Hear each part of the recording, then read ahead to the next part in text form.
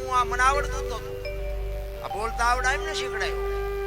વગાડે ભૂંડી ભાઈનું આપણે બોલવું ગાવું કેમ? એટલે મેં કીધું આપણે બોલવાનું ચાલુ કરો, એ ભલે બેહી રહે. શું જરૂર પડે આપણે બોલી તો? બાપુ એવા નડ્યા છે ને, શું આપણે વાત કરીએ. મને એમ થાય ઘરે ભલામણા 2 કલાક 5 કલાક એ ઘડીનું સ્મરણ કરવા આવ્યા. પંખીનો મેળો હમણાં જુદા પડી જાય એવું બાપુ મોજ કરી લેવાય. દૂધમાં હાકર અમે ગરાય છે. હું તો જાઉં અહીંયા કોઈ અમે દરબારું સમજી જાય. આજે તમને કેમ નથી આંખો પડતી? મને એ નથી ખબર પડતી. આ સાઉન્ડ વાળા ભાઈ સારું સરસ બનાવ્યું ને કે આપણે એમ કહે કે થોડું કામ કરો ને એ બરોબર જ વાગે છે. ભાઈ થોડુંક આગુ મોજ કરી દો ને, અમારું ગળું ખેંચે છે. આ અમે શું અમદા બેઠા છે. હવે એકનો એક હોય એટલે આપણે બીજું કે કહેવાય. આમાંથી તો કોઈ તબલા વાળો કોઈ વગાડનારો હોય ને એમ કે આને બે હોય. હવે આનું શું કરવું? પણ બાબુ એવા નડ્યા છે ને, શું વાત કરીએ. ભલા માણા થઈ જવાની જરૂર. અમે નહોતા માણા, એ માણા થયા. હવે આવડા માણા છે નથી થતા. બોલો, માણામાંથી બાપુ જાનવર થતા જાય. નકર બાબુ મેં કોઈ દી કોઈને સલામ નથી કરી, કોઈ દી કોઈને સીતારામ નથી કર્યા, કોઈ દી કોઈને 10 રૂપિયા નથી આપ્યા. હું કોઈ દી કોઈને પગે નથી લાગ્યો. પણ બાપુ એવા સંતનું શરણું મળ્યું ને બાપુ, મારું પરિવર્તન કરી નાખ્યું. મને ક્યારેક મને નથી ખબર પડતી કે આરું આ કેવી રીતે આ બધું ફરી ગયું. મને નથી હોતું હજી મને ને કે આ સાધુ સંતો સાંભળે એટલે મને એમ થાય કંઈક આમાં 50% સાચું હોય છે. બાકી મને આમાં હજી ટપા નથી પડતા. અને હું તો જ્યાં જઉં ત્યાં કહું, હું કોઈને કંઈ કહેતોય નથી. હું તો મને સાંભળું છું. હું તો મને કહું છું કે એ જીવ માણા થઈ જા, જાગી જા. ટાણું મળ્યું છે, કાલ રે કે નો રે. તું સાંભળ ને તું કઈક સમજ. મારે તમારા ઉપર કયો મારે હક હતો હું તમને કહું કામ કરો.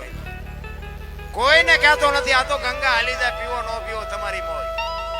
બાકી પીવા જેવું છે. બાકી હું જે કઈ બોલું, જે કઈ આનંદ કરું ને, હું મારા માટે કોઈ પણ ગામમાં મને બોલાવે, હું જાઉં આનંદ કરું. પણ હું મારા માટે જ આ બાપુ આ રાયડું પાડું છું. હું એમ કહું આખી રાત મેં રાયડું પાડીને મારા બાપ એકાદી રાયડ મારી સાંભળજે, બસ. આપણો બીજો કોઈ હેતુ નથી. આ રામાયણ ને મહાભારત છે ને બાપુ, 2 મહાપુરુષો બનાવ્યા છે. પણ 2 ગ્રંથો છે ને, એ તમને મને એક શાન કરે છે. દીકરા કેવા હોય, ભાઈઓ કેવા હોય, પત્ની કેવી હોય, દીકરી કેવી હોય, મા બાપ કેવા હોય, એ કે જોવું હોય તો રામાયણમાં જોવું. અને રડેલું ન ખાવું હોય મહાભારતમાં જોવું.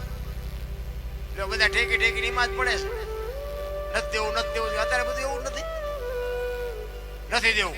એટલે એમ નો હાલે, નથી દેવું. બોલા મને તું ત્યાં જ લઈને આવ્યો. કૃષ્ણ પરમાત્માએ દુર્યોધનને આ જ વાત કરી કે 5 ગામ તો દે, 5 ભાઈને આમને શું ખાવું? ઈ કે હોરા નાકા ને અણી જેટલું નથી દેવું. કે બાજવું પડશે, કે બાજવું છે પણ દેવું નથી. ઈ બાજી આલ્યો શું કાઢ્યું?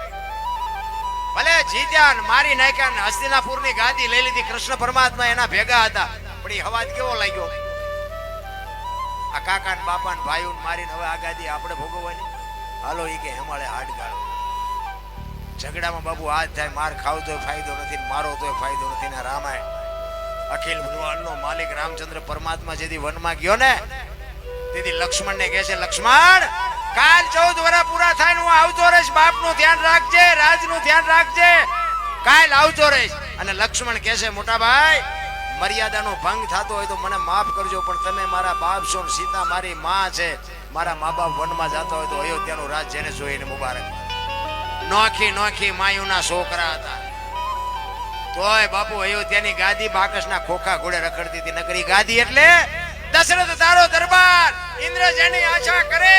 તેથી ભાઈઓ વિનાનું બેકાર કડવું લાગે કાગડા. અયોધ્યાની ગાદી બાકસના ખોખા ઘોડે રખડતી હતી. કોઈ ધણી નહોતો મારા રામ. અત્યારે હગા ભયું તમે જુઓ તો વેચ જમીન આટલું હગો ભાઈ હગા ભાઈ મારી નાખે. એક જાય ઉપર ને એક જાય માલપા. જમીન તો અહીંયા પડી. એટલે સંતોએ કીધું કે ધરતી રાજા રામની કોઈની પૂરી કરીને આશાની માથે કંઈક રાણા રમી ગયા ને કંઈક વિયા ગયા નિરાય. હું કામ ઠેકડા ભરો. પછી ઓલો માલપા હોય ને એની ખબર કાઢવા જાવ ને એટલે હું કે બોલું કોસાવી ગયું રી જાય ભલે જાય પણ મને કટાવો તા વેચ જવા દીધી હોત તારે મોડું થઈ ગયું. સમયની હારે હાલો. ગઈકાલને હંભાર સુધી પાછી આવવાની નથી અને આવતીકાલ કેવી આવવાની ખબર નથી. એક ફરમાય છે રામદેવજી બાપાની કઈક વાત ની કે રામદેવજી બાપા હમણાં નીતિન બાપુએ ભજન કર્યું હતું ને કે હરભુજીને હૈયે હરકપાડ ઘોરલા ચડંતા. બાપુ મેં કીધું એમ બાપુ વાણી છે ને વાણી એમ નામ બને જ નહીં. જ્યાં જ્યાં વાણી છે ને ત્યાં બધે બાપુ વાતું પડી છે. અને જો એમ નામ બનતી હોય તો અત્યારે બુદ્ધિ તો કેટલાય પાસે નથી. ઉભા વાહાડા જેવા રખડે છે, ભણેલા છે આપણે 40 વર્ષ ત્યાં કોઈ દીકરી નથી દેતું, એટલે શું પૈસા ને ભણતર ને કરવાનું, એ ખૂંટિયા જેવા રખડે. એમ નથી બાપુ, પૈસાથી જો બધું મળતું હોત ને તો બાપુ આ પૈસા વાળા આપણે હાટું કઈ વધવાનું હોત. એમ નથી. બાકી તમે ગમે અહીંયા જાઓ ને બાપુ આમ જગ્યા થાય, આવો આવો થાય ને બાપુ, એમ સમજી લેજો કે તમારું જિંદગીમાં કંઈક માણાના લિસ્ટમાં નામ છે. આનંદ કહે પરમાનંદા માણે માણે ફેર, એક વિદે ગયો ન વિહરે ને એક પાયે ન પોહાય. આમ હાલ્યો હતો આપણે એમ હાલો હાલો આપણે બહાર વ્યા જાય, કપાતર હાલ્યો. મારી ઈ પરિસ્થિતિ હતી, એના બદલે બાપુ અત્યારે મને આવો આવો બધા કરે, મને એમ થાય ખરું આ ચકોડું કોઈને ફેરવી નહીં. ઈશ્વરની બાપુ કૃપા. ઈ રામદેવજી બાપાના ઈ વાણી ક્યારે બની? હરભુજીને હૈયે હરખ અપાર ઘોડલા ચરણતા દીઠ્યા રામા પીરના. રામદેવજી બાપા તો જયારે સ્વધામ જવાનો સમય થયો ને, હરભુજી એમના માસીના દીકરા ભાઈ થાય, અને હરભુજીને એવું કીધેલું, હરભુજી એમને કીધેલું કે જો આ તો સમય છે, પણ તમારે જેથી જવાનું થાય મને મળ્યા વગર તમે જાતા નહીં. રામદેવજી બાપાએ વચન આપેલું હું તમને મળ્યા સિવાય નહીં જાઉં, મારું વચન છે, જાઓ. અને કુદરતને કરું સમય સંજોગ અનુસાર બે જણા ભેગા ન થઈ શક્યા, અને રામદેવજી બાપાને જવાનો સમય થઈ ગયો. એટલે રામદેવજી બાપાએ પોતાનું કુટુંબ ભેળું કરી અને આખા કુટુંબને ભેળા કરીને કહે છે કે મારે તમને એક વાત કરવી છે, કે મારો સમય થઈ ગયો અને મારી તૈયારી કરો. પણ બીજી વાત એ કે મારી સમાધિ લેવાઈ ગયા પછી દુનિયામાં કોઈ બી એક ઈશ્વર કદાચ આવે, બ્રહ્મા વિષ્ણુ મહેશ આવે અને એમ કે સમાધિ ખોલવી છે, તોય ન માનતા. હું તમને આ પ્રત્યક્ષ કહું છું, સમાધિની કોઈ વાત કરે તો કોઈ ખોલતા નહીં. ત્રીજી પેઢી આ પીર પાકશે ને તમારે કોઈ રોટલાનું દખ નહીં આવે, આ મારું વચન છે. તૈયારી કરી, બધા સહમત થયા, સમાધિ અપાઈ ગઈ. અને આ વાત ઉડતી ઉડતી ઉડતી ઉડતી બાપુ હરભુજીના કાને પડી.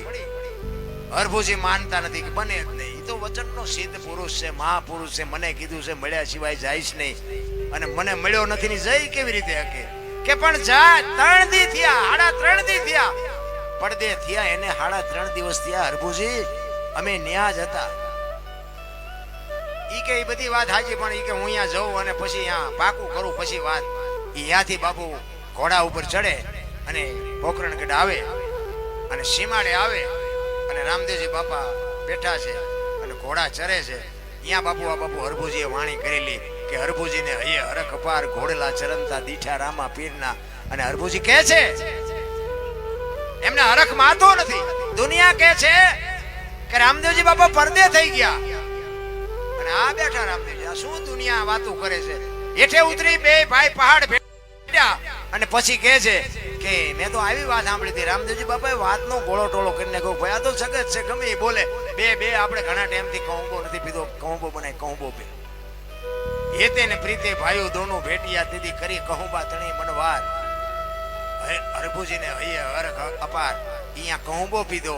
અને પછી રામદેવજી બાપા હરભુજીને રતન કટોરો, અમલની ડાબલી, વીર ગેડીઓ અને અંચળો, આ 4 વસ્તુ સમાધિમાં મૂકેલી ઈ હરભુજીને આપે છે. અને હરભુજીને કહે છે હવે તમે ગામમાં જાઓ, હું જઉં ઘોડો ખેલવવા. અને હરભુજી અહીં ગામમાં આવે, ચોરે આખો ડાયરો બાપુ શોકગ્રસ્ત બેઠો છે, અને બગાડ ધાટ કરતો ઘોડો આવતો હતો, અને આખો ડાયરો વિચાર કરે ભાઈ જો ભાઈ વિયોગના ઘોડા ઉપર બેહીને આવે, શરમ નહીં આવતી હોય? એટલે અહીંયા આવીને કહે છે કે શું બધા બેઠા છો? એ કે શું ભલામણા વાત કરે છે, રામદેવજી બાપા પડદે થઈ ગયા, 3 દી 3.5 દી થઈ ગયા. હરભુજી કે પણ મને અત્યારે સીમાડે ભેગા થયા, હું તમે ગાંડા જેવી વાત કરો છો? એ કે આખું ગામ ખોટું તું હાચો. અને પછી આ રતન કટોરો, અમલની ડાબલી, વીર ગેડીઓ આ બધું દેખાડ્યું, અને આમને શંકા જાગી. સમાધિમાં મૂકેલી વસ્તુ હતી, અને આમને એમ થયું કે આપણે સમાધિ દઈને આવતા રહ્યા પછી માથું મારી નીકળી ગયેલા, હાલો કે ખોદવું જોવું છે. એ બધા ગયા ન્યા અને ખોદવાની તૈયારી કરીને ત્યાં આકાશવાણી થયો, એ કાબાઓ મેં તમને હું કીધું હતું, તોય તમે મારી વાત ઉપર ભરોસો ન રાખ્યો. હવે હું જઉં છું કચ્છ કાઠિયાવાડ ને સૌરાષ્ટ્રમાં બાપુ પહેલું પીરાણું આપણું ગેબીનાથ ને પાળિયાદ. અને આજ બાપુ એવું એક ગામ નહીં હોય આપણું કે રામદેવજી બાપાનું મંદિર ન હોય, રામદેવજી બાપાનો નેજો ન હોય, રામદેવજી બાપાનું મંડળ ન હોય. બાપુ ગામો ગામ અને ન્યા છે ને બાપુ નકરી રેતી ઉડે છે, ન જોઈ આવે જોઈ આવજો. અને રામદેવજી બાપાની વાત જો એના કુટુંબ માન્યું હોત તો બાપુ આજ રાજસ્થાન હોનાનું હોત. મારા રામ ત્રીજી પેઢીએ પીર પાકતો હોત, પણ નો સમજી ગયા. આપણા જ નથી, આપણા સમજતા ત્યાં દુનિયા આગળ આપણે રોવું પડે છે. આ મીરાને કોણ નડ્યું? રાણો. પ્રહલાદને કોણ નડ્યું? એનો બાપો. નરસિંહ મહેતાને કોણ નડ્યું? એની નાય. પાંડવોને કોણ નડ્યા? કૌરવ. પોતાના નડ્યા પછી જ ઇતિહાસ થયા. આપણા નડે ને પછી રોદડા નો રોવા. સમજી લેવાનું ઠાકર તરાજવે આવ્યો હોય તો જ આપણને નડે. બહાર ગામના આપણને ઓળખે ને ગામના નો ઓળખે.